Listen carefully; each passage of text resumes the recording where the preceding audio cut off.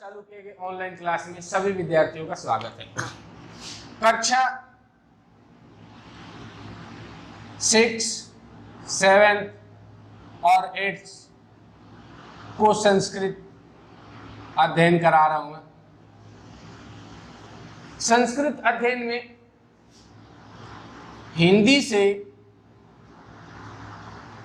हिंदी से संस्कृत बनाना सिखा रहा हूं। संस्कृत बनाना आप लोगों को मैं सिखा रहा हूं, ठीक है। कल के वीडियो में मैं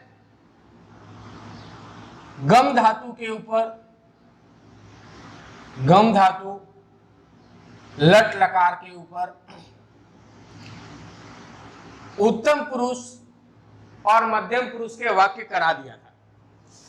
आज आपको प्रथम पुरुष के वाक्य कराने हैं। तो पहले गम धातु के लकार लिख देते हैं। एक वचन,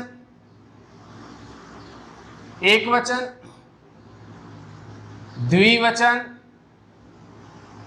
और बहुवचन। एक वचन, द्विवचन, बहुवचन। उसके बाद में प्रथम पुरुष, मध्यम पुरुष और उत्तम पुरुष। 3 पुरुष होते हैं। लकार लिख करके बताया था आपको। गच्छति, गच्छतः, गच्छन्ति।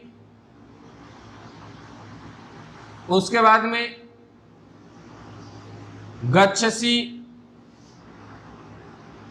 गच्छथः और गच्छत। उत्तम पुरुष में गच्छामि, गच्छावः और गच्छामः। ये प्रथम पुरुष, मध्यम पुरुष, उत्तम पुरुष में लकार चलते हैं। फिर एक आपको सारणी बना के बताया था। एक वचन,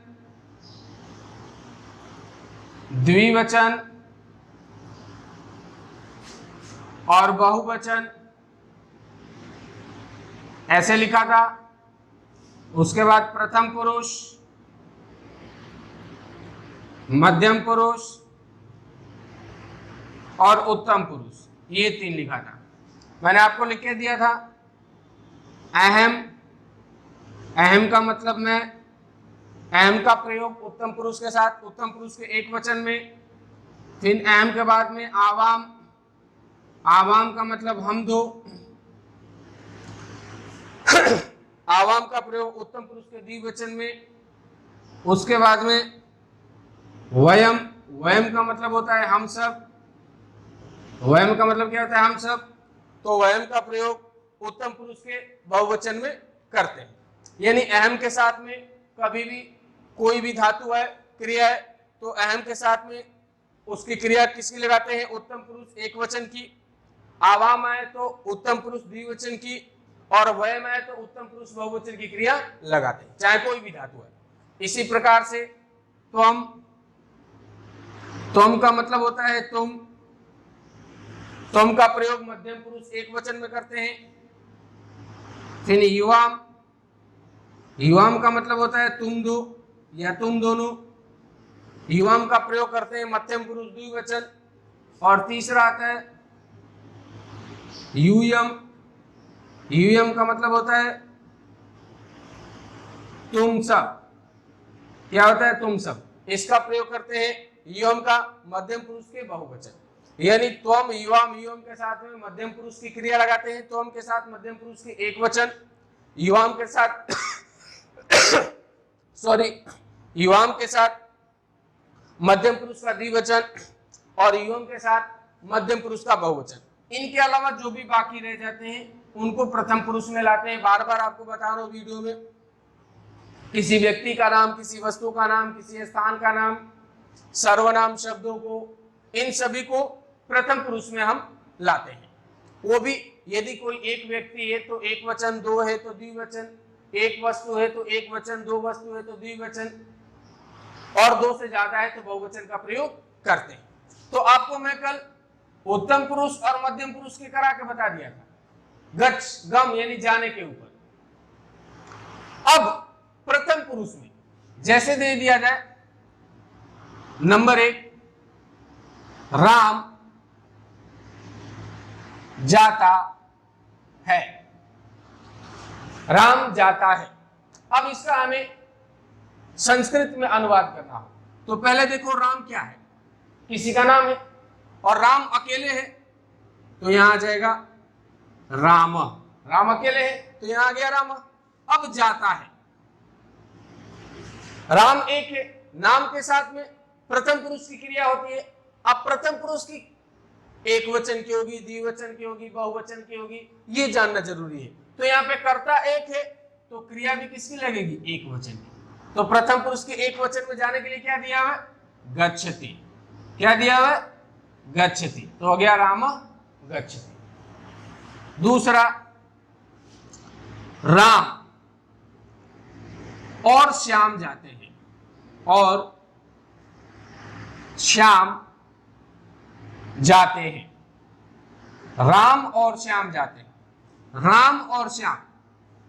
यहां पे ध्यान से देखें, राम और श्याम कर्ता दो हो गए, जाते हैं वही है, ठीक है। और के लिए च का प्रयोग किया जाता है, तो पहले इनको लिखेंगे, राम श्याम च। हिंदी में और दो शब्दों के बीच में लिखा जाता है और संस्कृत में और के लिए जो शब्द प्रयोग किया जाता है वो कर्ता के बाद में लिखा जाता है, दोनों कर्ता के बाद। तो यहां हमने च लगा दिया। अब जाने वाले कितने हैं, दो है, तो जाने के लिए नाम दिया हुआ है, तो इसकी क्रिया राम और श्याम नाम है, यानी ये क्रिया किसमें होगी, प्रथम पुरुष में होगी। अब नाम कितने दिए हुए, राम और श्याम दो दिए हुए, यानी इनके साथ क्रिया किसकी लिख जाएगी, प्रथम पुरुष की, द्विवचन की। तो राम श्याम च गच्छता, राम श्याम च गच्छता। तीसरा है राम श्याम और सीता जाते हैं, राम श्याम और सीता जाते हैं। अब देखिए इसमें कर्ता कितने हो गए, तीन, राम श्याम और सीता, तीन नाम आ गए। नाम है तो क्रिया प्रथम पुरुष की होगी, तो देखो राम श्याम सीता च। मैंने आपको बताया कर्ता के बाद में और शब्द का प्रयोग किया जाता है संस्कृत में, तो तीनों कर्ता है राम श्याम और सीता, तो और के लिए हम च का प्रयोग कर लिए, राम श्याम सीता च। अब जा रहे हैं, नाम है तो एक वचन में क्रिया होगी, जाने वाले की संख्या कितनी है, दो से अधिक, यानी ये बहुवचन में चलेगा। एक हो तो एक वचन में, दो हो तो द्विवचन में, और दो से अधिक होते ही, चाहे 3 हो, 4 हो, 5 हो, 10 हो, 20 हो, 50 हो, 100 हो, वो सब किस में चले जाते हैं, बहुवचन में।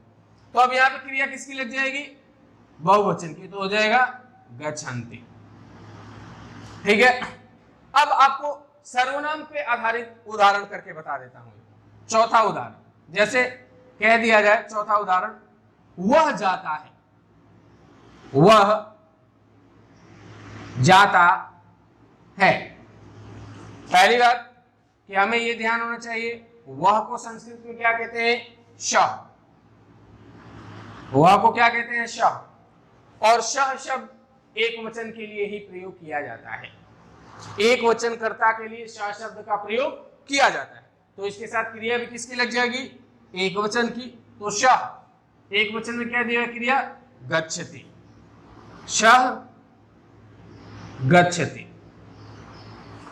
अब मान लो यहां पे दिया है वह जाता है, आपको क्या दिया जाए, वह जाती है, तो अब वह शब्द स्त्रीलिंग के लिए भी आएगा हिंदी में, पुल्लिंग के लिए भी आएगा, नपुंसकलिंग के लिए आएगा, लेकिन संस्कृत में वह के स्थान पे, वह के लिए, पुल्लिंग के लिए श का इस्तेमाल किया जाता है, और स्त्रीलिंग के लिए, वह के लिए क्या प्रयोग किया जाएगा, सा शब्द का प्रयोग किया जाएगा। इस बात का ध्यान रखें, स्त्रीलिंग में यहां कह दिया जाए वह जाती है, तो स के स्थान पे आप क्या लिख दोगे, सा।